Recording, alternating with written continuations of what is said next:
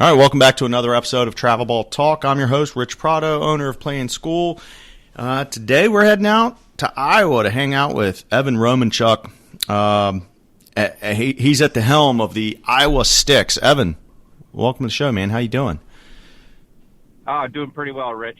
Thanks for having me on. Now, before we hit record, you told us you're an early riser. What time? Tell the listeners, what time did you get up this morning and why? I got up at 4:30 this morning. I try to be an early riser most days to get a jump start on the day and get my workout in. I get it in most days, but I got to say that I'm not a 4:30 every day. But at least 3 or 4 times a week, I can get myself up that early and get a workout in. Yeah, that's like Mark Wahlberg style. That's a little early for me, but I'm glad it works for you. And if anything, we can use this time to shame our listeners who didn't get up at that hour today. Pretty impressive stuff. I'll tell you what. Yeah, I feel pretty bad though because I'm walking into the gym at around 5:15, and there's plenty of people walking out that have already got a jump start on me. So shout out to those people for too, sure. For sure. Yeah, I hear you. Are you doing that in part? Do you have kids in the house, and do you find is that if you don't get it done, then the day just slips away with kids and work, and then obviously the baseball thing taking place, afternoons and evenings. So if you don't do it at 4:30, it just doesn't happen. Yeah, I mean, if I don't do it first thing and I get going on the day, it's just kind of like one of those things where it's just not going to happen. So if I get it out of the way first thing, then I feel pretty good about stuff. And I got to get my son to school, so he's got to be up and out of the house by 7:15. So I got to get that workout in and get home and get him on the way to school. So he's got to be out of the house by 7:15. That is correct. That's torture. Start school. They start school at 7:40. So. We got about a 20-minute drive there to get them to school. So, Whew. Yeah, it's early, but they get out at 2:30. So, they get a jump start on the afternoon. What age is that? Which grade is that? He's first grader. So first grade. Okay, mine's a second grader. I'm not even having my first cup of coffee until about 7:15, and his school starts a solid hour later than your son, so we got a little more relaxed start here. But that's the end of our Andrew Huberman section of the pod for today. We're gonna go back to we're gonna transition back to travel ball talk here for a second. And Evan and I spoke the other day. We spoke at a long, pretty good length. He's got a pretty interesting sort of current life, which we'll talk about. But I want to find out the short version on your bio and your past life. So can you give me and give the listener just the sort of the quick bullet points on how you got from where you were to where you are?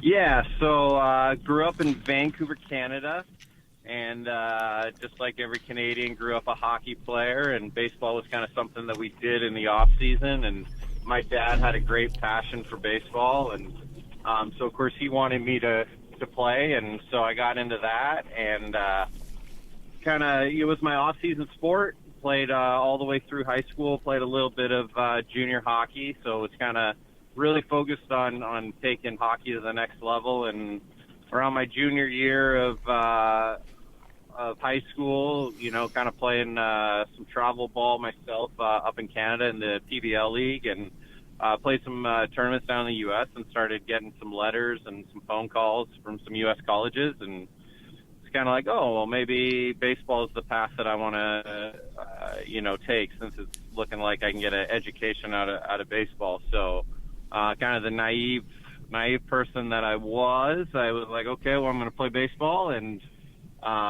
maybe made some wrong recruiting decisions on the way. So, kind of Canadian kid, U.S. colleges, didn't really know the full thing, and, committed to a junior college here in Iowa, and, it was probably one of the I'm not going to name it, but kind of one of the lower end junior colleges in baseball, and really didn't take much pride in their program, but kind of promised me some stuff, and how that kind of goes. So found out real quick that college baseball wasn't what I anticipated it to be, and really had to learn to grind, and transferred to a junior college out in California, Santa Rosa Junior College, where I played for Damon Neidlinger, and that's kind of where I really found my true passion in baseball and teaching the game and what it can mean to an individual just growing up, and how you can grow up inside of the sports. And Coach Neidlinger did just an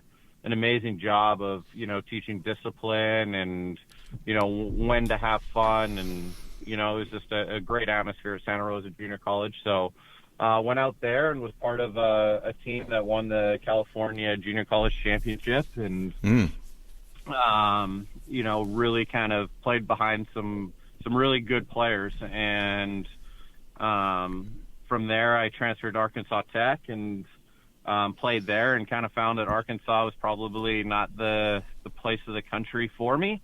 So transferred right back out to California at San Francisco State, where I played 2 years under Tony Dress, and it was just a great experience playing for Tony. And when I got done that, Tony was involved with the Netherlands national team, and I happened to have a British passport through my mom, so was able to play for the British national team once I got done college, and a little bit of independent ball, and then jumped into coaching back in 2009 with the Vancouver Mounties, or Vancouver Cannons at that time.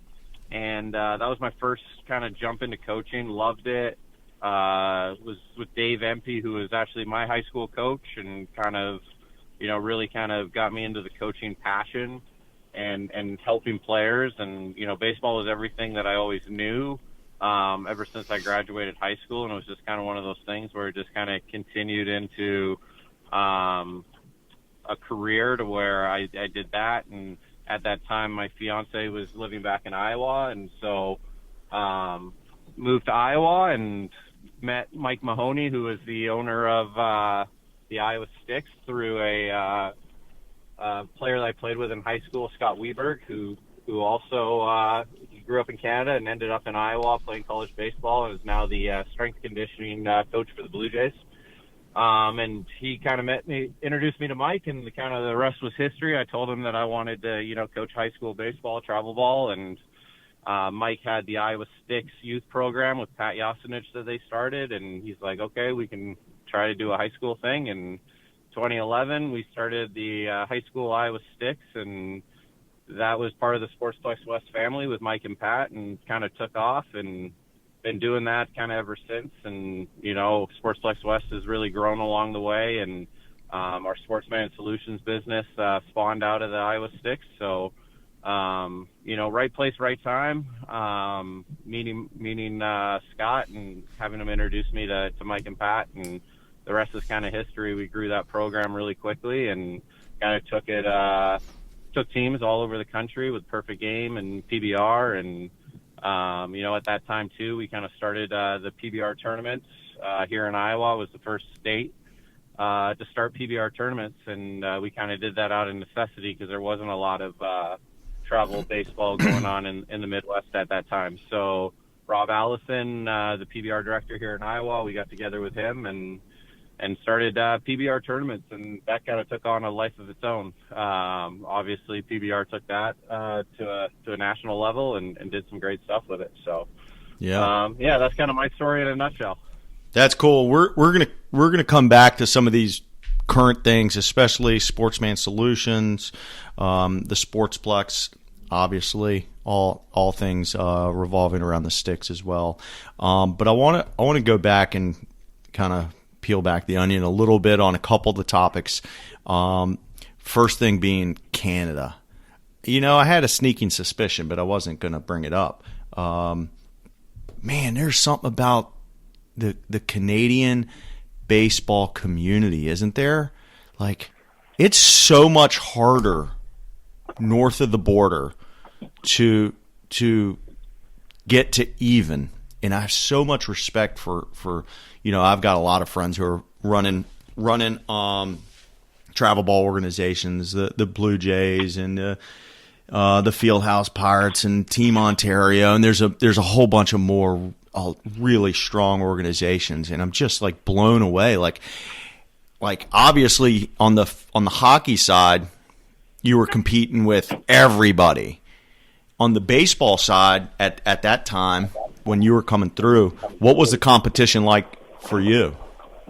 I mean, it was great. BC has, one of the best high school programs probably in the world. Like, it's very comparable to kind of what's going on with U.S. travel ball, to where they have a league with 12 teams for the province, and the best players play in that. And Langley Blaze, when I was part of it, North Shore Twins, Vancouver Mounties, White Rock Tritons, just great travel programs that play in a league, and it's great competition. So, I grew up playing against guys. Michael Saunders was a big one. Adam Lowen were kind of some of the guys that, really kind of, made it to the big leagues. But, I mean, a lot of minor league guys. There was Bowman, Dom Loren I played with, just some great players. So the competition I grew up against was very strong. And like you said, the community is very tight, and kind of everybody knows everybody inside of that community. So, the ability to take it to the next level when you're around driven individuals like that and driven programs really was kind of what set me forward in baseball. So kind of related, speaking of hockey, I've always thought that hockey had a really good approach with their, and I know the hockey community is going to, they've got a term for it. Basically, how we are seeing a lot more post grads on the baseball side. Hockey's been doing that forever. It gives that kid. I mean, I might be wrong, but do they take traditionally 2 years of post grad, and it gives that kid so much time to mature physically. And gosh, we're seeing it now on the baseball side, and you're seeing guys who were like barely recruited turning into just absolute monsters, because guess what? 19-year-olds grow a lot. There's a lot of growth in that year. Yeah. I think one thing kind of to touch on that is, and this kind of takes me to our development and what we do inside the Iowa Sticks is, everybody's got their own time zone, and everybody develops at different rates. Some kids might develop really early, 12, 13, 14, early puberty. But we've had just as many as those guys as the guys that spawn late, that, get to junior college and they're 19, 20, and then have a big jump, and now they're, Division I guys. So everybody's going to develop, on their own time zone. So I don't think that you can ever judge, yourself to somebody your age, because you just don't know when you're going to grow. You don't know how much they played when they were younger. For me, when I got to Santa Rosa, I was on the baseball field every day for the first time for, 5-6 hours. I grew so much as a big year just by playing. So I think that, that's something that a lot of players and parents and coaches, to that matter, don't take into account, that, hey, everybody is going to develop on their time zone. And I think, hockey, adding those 2 extra years, helps those players develop. Maybe they didn't get as much ice time, when they were younger. So, I agree with you that, development shouldn't be done at the age of 18. There's still plenty of player to develop, 18, 19, 20, even in the mid-20s. There's still players developing. You see it in the minor leagues.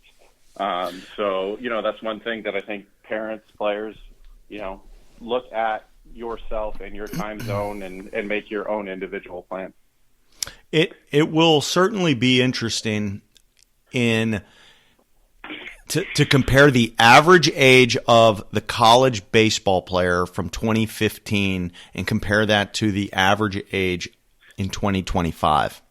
I think we're going to see a much older college baseball in 20, basically Absolutely. post-COVID, pre-COVID. But I think it was happening anyway, but I think COVID sped it up. I think COVID sped it up. I agree with you for sure. And some of these rule changes sped it up. Yep. I agree. And I think the rule changes too. I think, one thing that people don't look at is it allows players, longer to develop and play. Some people, kind of are not big fans of the transfer portal. I think the transfer portal is a great thing for players. Maybe they get into a program that they weren't ready for. Why should they be punished? And have to sit out a year if they went to a school that they weren't ready for. I think that's a great thing. Now they can go find a junior college or maybe a school at a different conference that works better for them, and they have a chance to develop and become a really good player. So I think that those are kind of some things that get missed sometimes. For sure, I think that's a sort of an optimistic approach and opinion, and I hope that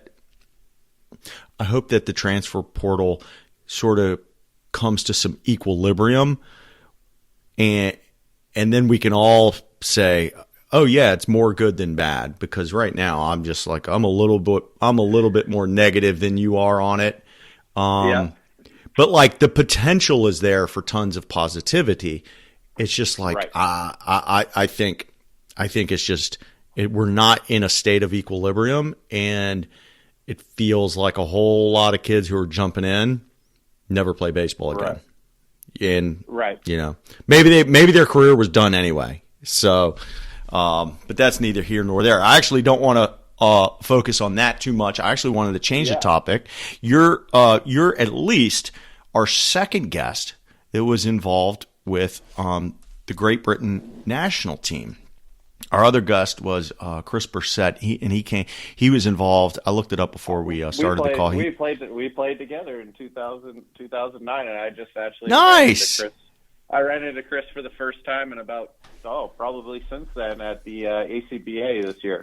So it was good to catch up with Chris. Yeah. So Chris is a former podcast guest. If anybody's listening, you can go to playinschool.com/Bursett and you'll find him. He runs a facility and a travel organization in Alexandria, Virginia, right up the road from me, about 90 minutes north of me. So that's awesome. You know him.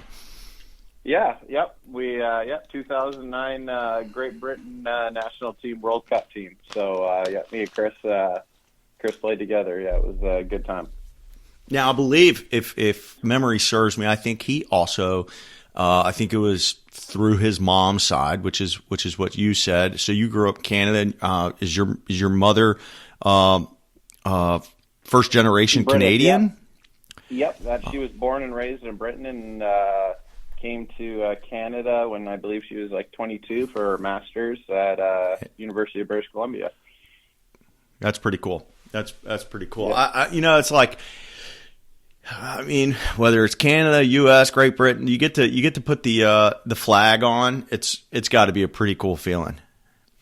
Absolutely. I mean, it was an experience I probably wouldn't. I know I wouldn't have had, if I was just Canadian or or American. But since Britain, is not into baseball as much, especially back then. It's grown tremendously since then. But I was able to have that experience and play against the Cuban national team and the great players they had. And, just had a great international experience. It's fun. It's funny you mentioned that. I'm actually first generation American of both of my parents are Cuban, so I don't think I would quite be able to compete on the baseball side. But I always joked,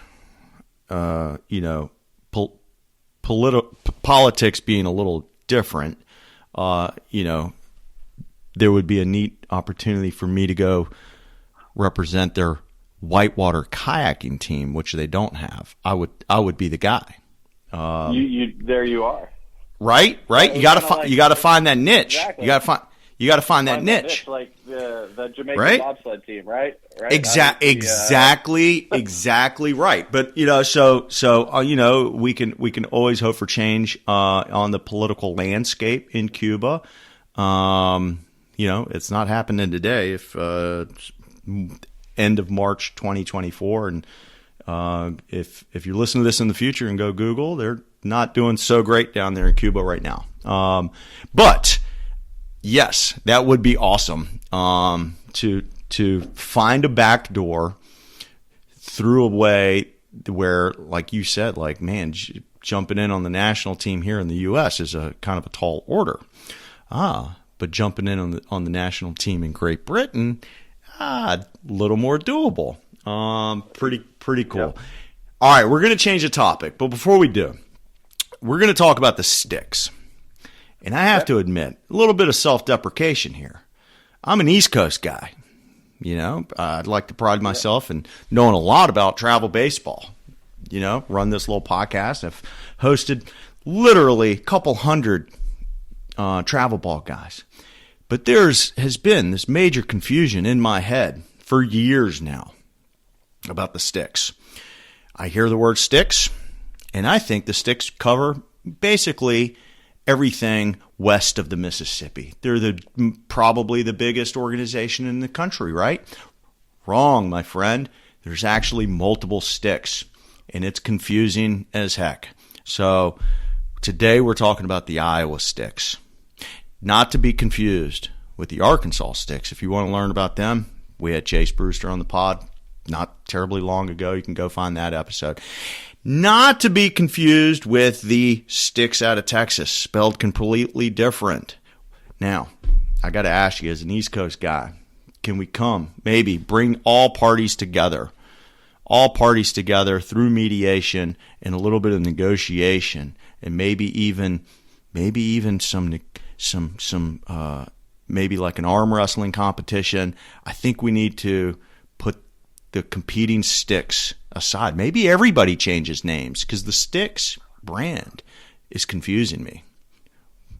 What do you say to us? What do you say to us low information East Coasters? How do we keep the different sticks brands straight? That's a good question. I think when you get into that, I mean, it's a little bit like everybody kind of develops in their own local area, and I think when the Sticks started back in 2007 as a youth program, there wasn't kind of that outreach and like, oh, what's a great team name, and it's like, oh, the Sticks, like it kind of it's catchy, and I think that around the Midwest, everybody kind of knows, okay, Iowa Sticks, Arkansas Prospects, Nebraska Prospects. You had the Wisconsin Sticks there for a while before they teamed up with GRB and Greg. So I think that it definitely can get confusing when you kind of start branching out to the bigger perfect game tournaments, and you're playing the Sticks, it's Iowa, it's Arkansas, it's Texas. I think I haven't ran into the Texas guys, but I've ran into the Arkansas guys, and it's just kind of one of those things where I think that there could be an arm wrestling match, but I think that inside of our each individual markets, I think everybody knows who each other is. So for sure, I think that we make it confusing on your East Coasters and the West Coasters, but in the Midwest, we know who each other is. You got it figured out. I was thinking maybe. We might have to do like a 3-way paper rock scissors tournament, no holds barred. Winner keeps the name. But in reality, obviously, it's not like you started just one day. You became a nationally known competitive organization, and you're like, oh, let's pick a name. No, you pick a name when you have one roster of 11-year-olds. Right, and you're running around your local town. It's obviously it's not this big intentional thing where I aim to ride the coattails of an existing brand. Obviously, it's not that. It's just maybe, hey, you listeners out there who are just forming a travel ball organization, there obviously is some good luck in the name Sticks. Right.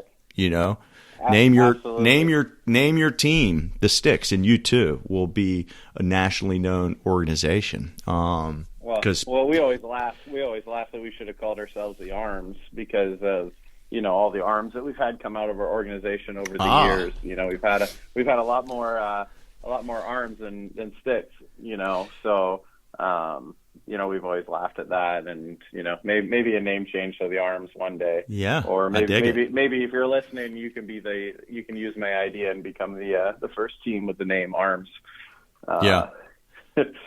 So let's get into it. Talk to me a little bit about the Sticks. Obviously, you're not the original founder. You teamed up with those guys pretty early on, and you've been hanging with that high school age group for it sounds like since you arrived. So tell us about just the Sticks in general, and then see what direction that goes.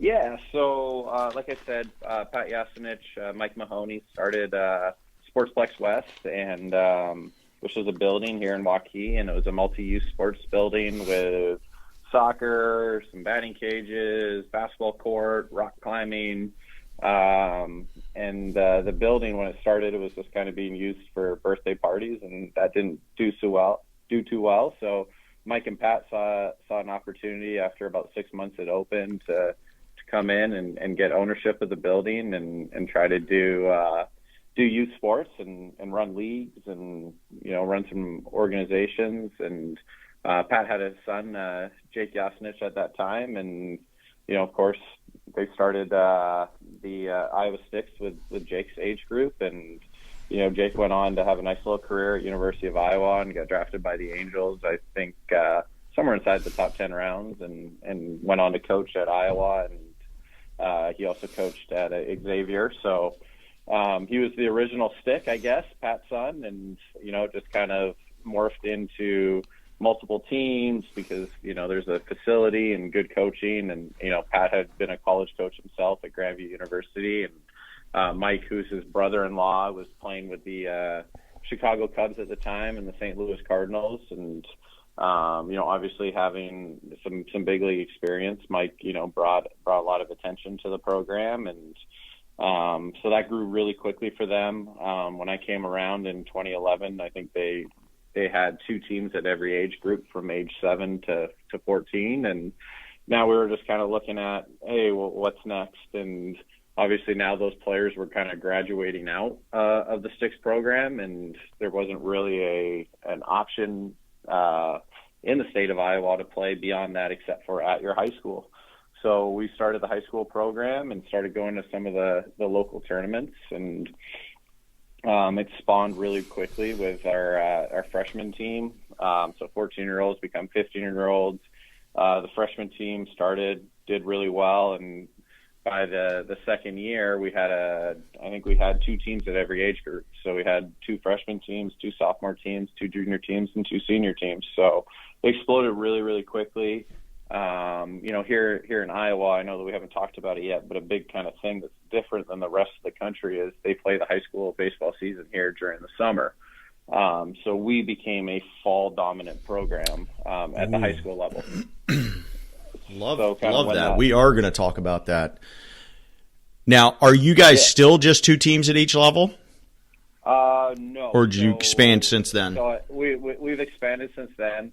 So we do things a little bit differently. We kind of put our players in what we call pods. So we have a scout pod and a red pod at each age group. What a scout pod is players that are kind of shown that they have the ability to play at college already. So you kind of, player looks like a keeper projects as a junior college player, NAIA player, Division I player. He'd be kind of in the scout pod. And then our red program is a player that just needs to play more, good athlete, has shown the ability to play the game and really concentrate on the reps and just getting them more at bats, more development, inside of practices, getting them on an arm throwing program, bat speed program. So we would have, roughly, depending on the age group, but maybe anywhere from 4 to 6 teams now at each age group amongst the 2 pods, and we allow players to sign up for the tournaments that they want to go to, a la carte style.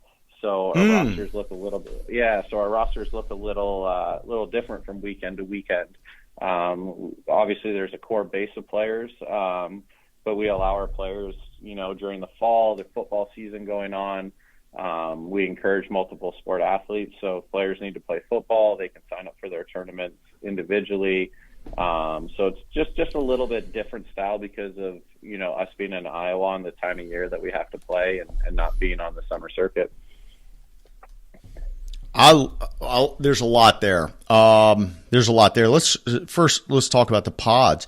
If you said there's roughly 4 scout teams and 4 red pod teams. Anywhere. So in the age group, I'd say 4 to 6. So about maybe 3 scout, 3 red, depending. Sometimes 4. But I would say 2 to 3 teams in each pod at each age. And most age groups, the 2 different pods are about 50-50? It just kind of depends on the skill level. Sometimes scout might be a little bit heavier. Sometimes red might be a little bit heavier. It really kind of just depends on the age group and the level of the players inside of that age group. I dig that. We want to make sure that they're, yeah. And then when you're heading into a weekend, you got tournament A, tournament B, tournament C. Those kids are basically self-selecting, and mom and dad pay for the one they end up in. They obviously they show up, to the appropriate event. Tournament, yeah. That's cool. What happens if everybody wants to go to tournament A and B, but you've signed up for tournament C and nobody wants to go there? What does that ever happen? So usually, no. So kind of how we roll it out is like, hey, the scout pod is going to tournament A, and we'll always do the registration at the start of the season. So hey, we know that we've got 26 players signed up for this tournament. We're going to have 2 teams. Or like, hey, usually when we play in town, it's the PBR tournament here in town. Hey, we know everybody's going to play. We're going to have, 40 players. Okay, we're going to have 3 scout teams this weekend. Gotcha. So it's just kind of. Is it a first come, first serve? Like if you only have, say there's a situation where there's 4 teams worth of players, but only 2 teams being booked that weekend. Yep. First come, first serve? Or we'll mix and match with like the age group below or the age group above. So like sometimes it might be a junior, senior split squad scout team. So hey, we had enough to sign up a junior scout team and a senior scout team, and then we mix together the rest of the junior and seniors to create a 3rd scout team. There's a lot to like here. First of all, I think just the thinking outside the box needs to be applauded. The creativity of this approach needs to be applauded. I think you see the kid who's on a team, who's the team signs up for an event, but that kid's not a good fit for that event because for whatever reason, he's either above the talent level of that event, like what I mean is the coaches are going to show up for that event, or he's far below the level of the coaches who are going to show up for that event. And now mom and dad have paid for this thing, right? It's baked into the cake. It's baked into the team fees that they've already paid for, prepaid for, and they show up to this thing. And yeah, that's great. Be a good teammate and compete and get your reps, all those things, right? Like, what you do when nobody's looking kind of stuff. And everybody knows everybody, right? I get all that stuff. Yeah. But also it would have been a better use of his weekend to be over here across town at this other event or in a different state at this other event. Right. Yeah. And y'all set it up in a way that kind of allows that level of flexibility. I love it. Yeah, I mean, we really strive to make it for what's best for the individual player. So, like, we'll have instances where, let's say that I've got a scout level player, but he really wants to go to the University of Kansas, and my red program's playing down there. And I know that the University of Kansas is going to be in Kansas City scouting that event. Well, now I can send that scout level player with the red team to be able to go get looked at by the University of Kansas. Because, you know, what a lot of parents don't realize, and if anything out of this interview and parents listening, is the college coaches don't care what team you're on, if it's the first team, the second team, or the third team.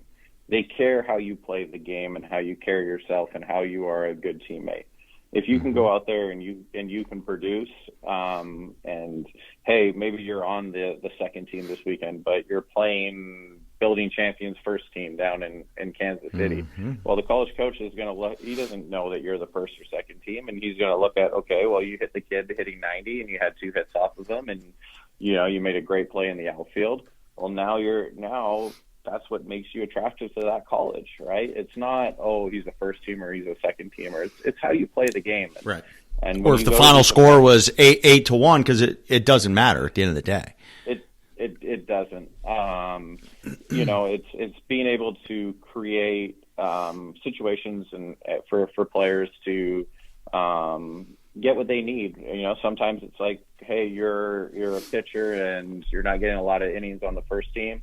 You need to get some innings and some game experience. Let's go to the second team so you can get a start and get 4 innings. And, that's going to help you as a player get your confidence and be able to develop and actually work on things. So I think that gets lost a little bit in travel ball sometimes. How long have y'all been doing this concept, and whose idea was it? We've been doing it since we started, and it was kind of the brainchild of myself and Mike Mahoney when we started this, and we wanted to make sure that we could accommodate the football player during the fall. And, we knew that we weren't going to be able to get that player every weekend, and we knew that if we were going to travel, it was going to be harder to get some of those players. So we wanted to make sure that we could have everybody be a part of the program, and we weren't going to overcharge somebody that was never going to be able to travel to one of these tournaments, but they could still get really good development and really good local competition. Yeah, super. And this right here, this last 5 minutes is why I do this podcast, because I know there's somebody listening who's been doing it just the traditional way, set roster, we're going to go here, there, and the other place, and mom and dad will prepay for it, and it's fine. And then they hear this, and it just rocks their world. I mean, it rocked my world. Like, this is outside the box. It's not normal. It's unusual, and it might be the perfect fit for somebody. Well, maybe it doesn't work for everybody. That's fine. But there's somebody who just heard this, and they're going to say, ooh, that might work for us. And guys, this is what I try to remind myself daily. Decisions are reversible. Test it. Yep. Test it for a fall. If it doesn't work for you, go back the traditional way. No big deal. Okay, we slid right by. We've got to talk about this other topic. Iowa does high school baseball in the summer. Talk about that. Yeah, so it definitely makes the thing a lot more complex for the Iowa high school baseball player when it comes to recruiting and moving on to college baseball. I think Iowa's been doing it so long this way that it's kind of what the high school coaches know here, because it's the way that it's always been done. The majority of the high school coaches played in Iowa themselves. Sure. And, travel ball it's relatively new. Like, when you really think about it, I mean, it's been around, I would say, in the state that it is for maybe the past 15 years, maybe a little bit longer, but sure. Travel ball is not much older than, 25 years max. And so I think that, being an Iowa high school player, you've got to be able to get that exposure if you're a player that's looking to play outside of the state of Iowa. Now, if you're just looking to play in the state of Iowa, there's plenty of great colleges here that do a tremendous job. And you look at, they've got some of the strongest junior colleges in the country. Now, I think the reason why we have some of the strongest junior colleges in the country is because those schools get to take advantage of being able to recruit players that a lot of the other states don't get to see because they only ever play inside the state of Iowa and they're not on the travel circuit. So the junior colleges really get really good players around here that would probably be a Division I player if they were, playing in North Carolina, where there's, a ton of Division I schools. But, for us, hey, if you want to play outside of the state of Iowa, you could possibly go to a higher level school, or, it's obviously cold here in the state of Iowa. Some players want to go play in a warmer climate. So that you need to get on the travel circuit if you want those options, to be able to play outside of the state. I think when we started, there's probably, a handful, about 2 to 3 Division I players a year coming out of the state of Iowa. But what you've probably seen inside the last 10 years, and it's just not us, Iowa Select does a great job over on the eastern half of the state too, of getting their guys out there. And, we hit the travel circuit, and, Iowa's probably pumping out 15 Division I baseball players a year, if not more. And I think that has to do because of travel ball with what we've done with the Iowa Sticks, and, being able to get players on a national level and be able to create those relationships with those different schools. I think has helped the Iowa high school baseball players. So it's a little bit more complex than what it would be like just to say our neighbors to the west in Nebraska and, my good buddy Raleigh. Like, they get to go on the summer circuit. They know that all the Division I schools are going to be at X, Y, and Z tournaments, and we can make the phone calls beforehand to make sure that those coaches are there. But here in Iowa, SEC schools aren't flying in to watch, 2 high schools play and right, exactly right. Tuesday night. It's just not happening. Exactly right. This is one of these things. I love Iowa. We've back to back unique ideas. Back-to-back unique. I mean, summer schedule in the high school schedule in the summer, on the heels of hearing about y'all's pods. This is interesting stuff, man. In a similar vein, I put out a blog post like 2017 talking about challenging popular beliefs, and the idea that I sort of was using as an example is baseball, college baseball, even to high school baseball for that sake, but college baseball being played in the springtime seems to make sense, except for I actually did the math one day, and this still blows my mind. Major League Baseball plays 0% of their games in February and March. 0% of their games in February and March. Division I baseball plays 45% of their season in February and March. And Division III baseball gets worse. 65% of the season gets played in February and March. So we're seeing college baseball played during a time of year when Major League Baseball plays none of their season. But if you flip it around, and because I've talked about, hey, I think college baseball should be in the fall, and everybody beats me up on it for a bunch of reasons. But if we look at the calendar and we say August, September, and October, Major League Baseball plays a third of their season in those months. College baseball plays 0% of their season in those months. 0. So it is like, I get it. Football. I know it would be so hard. It would be so hard to schedule around 6 home games. Gosh, I get it. Like, I'm sure the SEC schedulers would not be able to figure out how to avoid those 6 home games. I get it. I'm going to have somebody in the comments or on Twitter tell me how big an idiot I am because there's football. I get it. They have 6 home games. versus me, who I think about it like this. I live 1 minute from University of Richmond, and I think how awesome it would be to go from 14 fans up in the stands on a normal home game to doing it in conjunction with a sold out football game. I think it would be kind of a party. So while maybe the SEC would avoid those football and baseball being played on the same home day, I think most mid-majors and most Division IIIs would want to play baseball at the same time as a home football game. That's just me, and we totally digress, and I feel like I just hijacked the last 3 minutes of this call. But I love how there's a spirit, obviously, in Iowa to sort of think outside the box. Very, very, very cool. Hey, we've gone this whole time, and I've been super interested in every single bit of this, and I'm looking up at the clock, realizing I've got a hard stop in about 7 minutes.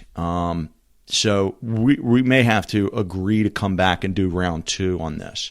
But I don't want to let you go without at least getting one of my sort of what I call my standard questions in. And I'm going to try to get 2 of them in if we can do that in the next 7 minutes. The first one, try to avoid long explanations, but basically the question is what book or movie or website, anything, a resource, what resource do you find yourself referring to, whether it's a coach, a friend, a player, a parent? Is there a book, Twitter account, movie, something that you find yourself sharing with people? Yeah, I love just from like an inspirational standpoint and a motivational standpoint, is I really love like the Mamba mentality, the Kobe Bryant stuff. Obviously, the Kobe Bryant book is what it takes to truly be obsessed with your craft and truly be driven to be the best. You have to be okay with being ridiculed, but knowing that, hey, the hard work to achieve your goals is what you want to do, and don't get lost in other people's ways. Be driven and do the work necessary to achieve your goals. All right. So I think that Kobe stuff is great, and that book is just a peek inside the brain of his. Love it. Good answer. And I'm not sure we've heard that answer. And all right, this one has a tendency to open up some different paths. And so if we go longer on this, that's okay. So, but what is one change you think could be made to travel baseball that would have the biggest positive impact? The biggest, I think the way that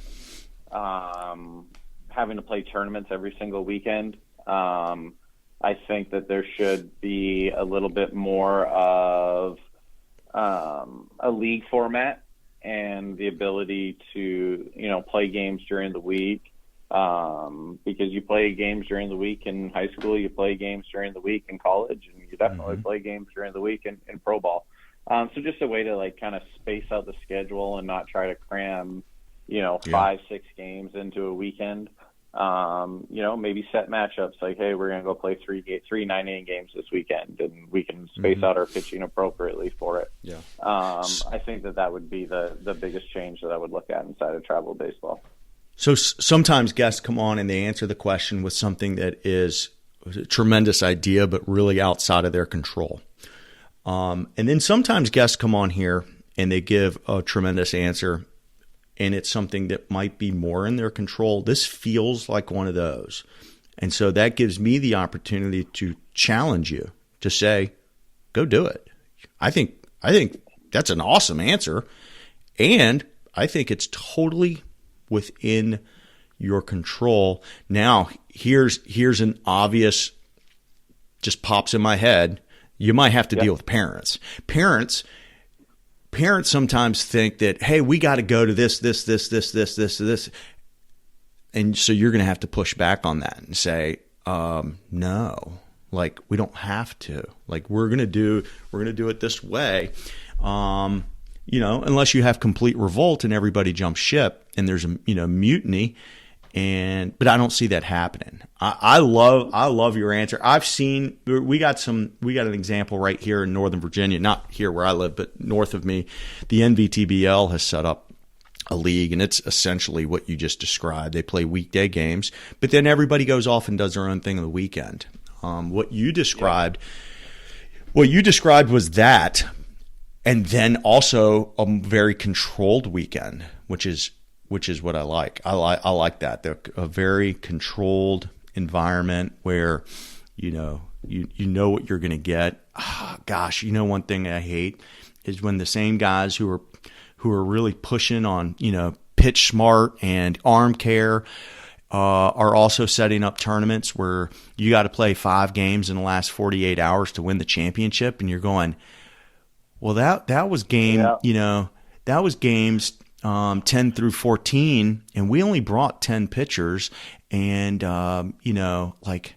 man, that's risky. Like sometimes winning those big events can come at the cost of the health of children. But what you just described was amazing. Like league play with controlled weekends. So, do it. You could do it. Yeah, I mean, we do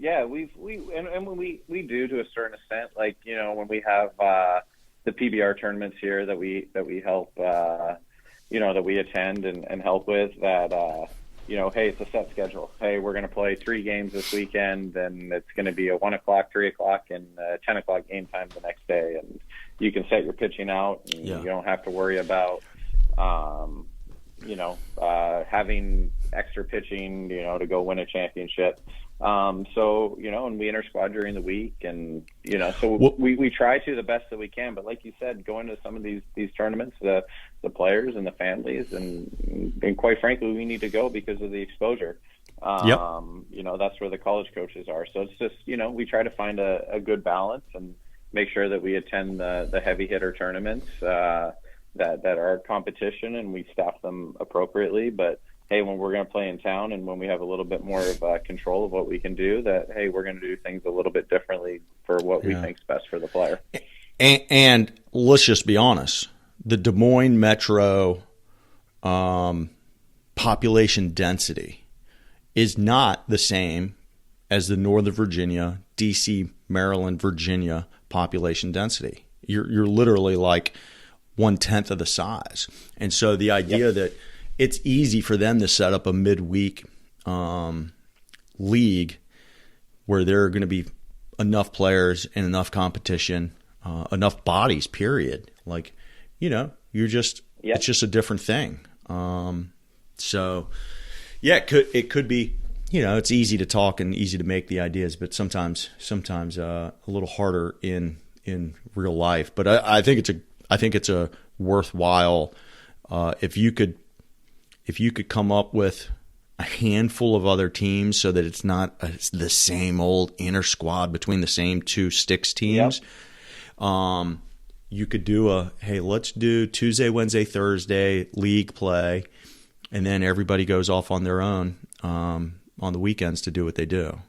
And do it this summer, and if it doesn't work, don't do it next summer. You know what I mean? Like, we can't be right, or maybe it's a fall thing. I don't know, because Iowa summer high school would probably not be conducive to that. Right. This was very fun, and it flew by. We are gonna bring you back. As a matter of fact, we might as well announce it without. We're gonna bring you back because we didn't even get to talk about what do you guys call it? Specs National Group? Specs, yes, thank you. It was right on the tip of my tongue. Specs National, basically a crew of great organizations that are trickled throughout your part of the world, including like the Minnesota Icemen, I believe, Nebraska Prospects, and I think it's what is it, 6 or 7, 8 organizations. And what we plan on doing, I plan on doing, is bringing you and a couple of the other directors on to sort of explain that concept, because I think it's a concept that could be replicated in other pockets of the country. So we will bring you on. That's my promise to you and my promise to to the audience. So there will be more Evan Romanchuk here in the near future. But Evan, I got to roll. Thank you so much for doing this. Absolutely, Rich. I appreciate it and look forward to talking to you again. All right, my man. Talk soon. Thanks. All right, sounds good. Yep.